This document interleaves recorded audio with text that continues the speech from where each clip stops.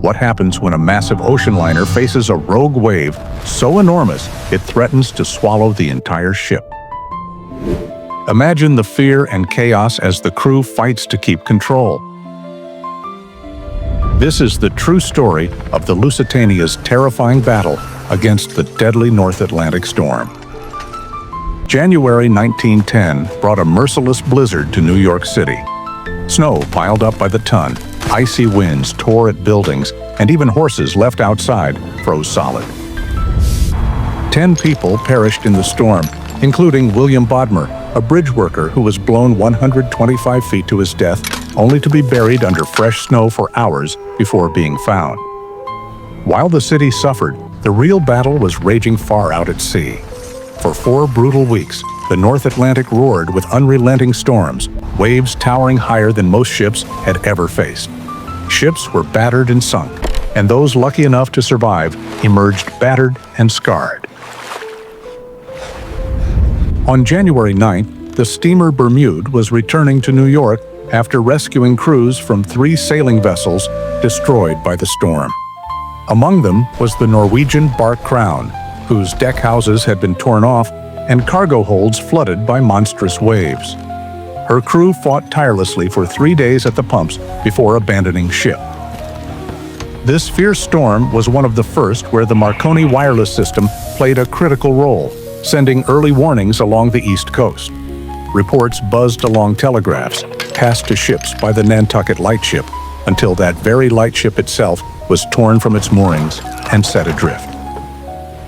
Among the vessels fighting the tempest was the RMS Lusitania, a celebrated giant of the seas known for her speed and elegance. Departing Liverpool and steaming towards New York, Lusitania was built to cut through the worst Atlantic weather. Her hull was sleek, her bow sharp, designed to slice through waves rather than ride over them. Still, the storm slowed her to just 11 knots, half her normal cruising speed. Passengers huddled below deck, seasick and anxious, praying the ordeal would soon end. Crew worked tirelessly to maintain course through the monstrous waves. Nearby, other liners fought for survival. The American liner St. Louis battled through pounding waves and vicious winds, trying to keep her bow pointed into the storm. The German liner Prince Friedrich Wilhelm suffered a broken steering shaft when a wave smashed into her rudder, forcing the captain to steer using engine commands for 7 grueling days. Captain William Thomas Turner, a seasoned veteran with decades at sea, was at the helm of Lusitania. This voyage would be his last command of the ship before transferring to her sister, Mauretania. At 54, Turner had faced countless storms, but none like this. Lusitania's bow was designed to cut through waves sharply, with a nearly vertical stem. This meant she often plunged her nose deeply into wave troughs, sometimes shipping heavy seas on deck. To protect vital machinery and crew, the ship's designers created a rounded superstructure and a small raised breakwater at the bow to help deflect water. On the evening of January 9th, Captain Turner stepped down from the bridge, relieved by Chief Officer Sandy McNeil. Officers Riddy and Harding took the wheel and supervised the bridge, while Third Officer Story climbed to the compass platform, known as Monkey Island, to take readings. The freezing air bit at him as he braced against the rolling ship. Suddenly, from the mist and rain, an enormous wave appeared, a towering, rolling wall of water moving at the speed of a locomotive.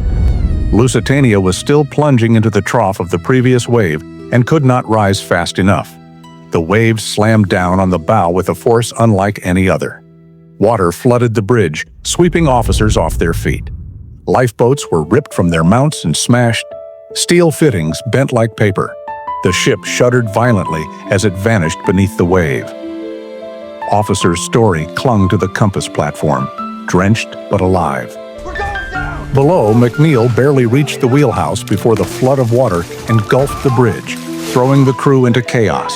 For agonizing moments, the bridge was a storm-tossed chaos of crashing water, broken equipment, and shouted orders.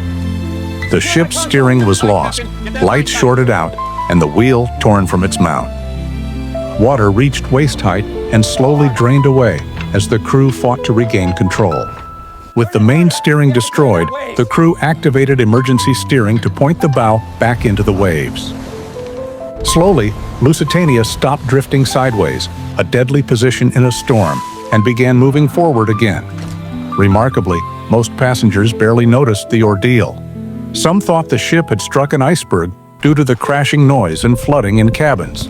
One man recalled the ship shuddering and water pouring down stairwells, but was reassured by crew that there was no danger.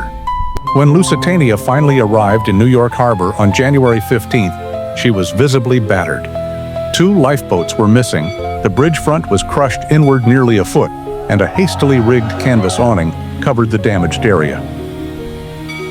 Captain Turner called the wave unlike anything he'd ever encountered in his long career. The water reached the top of the wheelhouse, 50 feet above the ocean. What he described as a cumulative wave, a rogue wave formed by the merging of several smaller waves, was a terrifying reminder of nature's power. The storm delayed countless ships, disrupted mail delivery for weeks, and caused serious damage along the Atlantic coast. But Lusitania had survived, her structure scarred but intact, ready to sail again. The story of the Lusitania and the rogue wave is a testament to human courage, engineering, and the unpredictability of the sea. Even the mightiest ships can be humbled by nature's fury, but they carry on, facing the ocean's wrath head-on. If you enjoyed this deep dive into maritime history, please like and subscribe for more thrilling ocean stories. Share your thoughts below. What would you have done if caught in the storm aboard the Lusitania? Thanks for sailing with me, and stay safe out there on the high seas.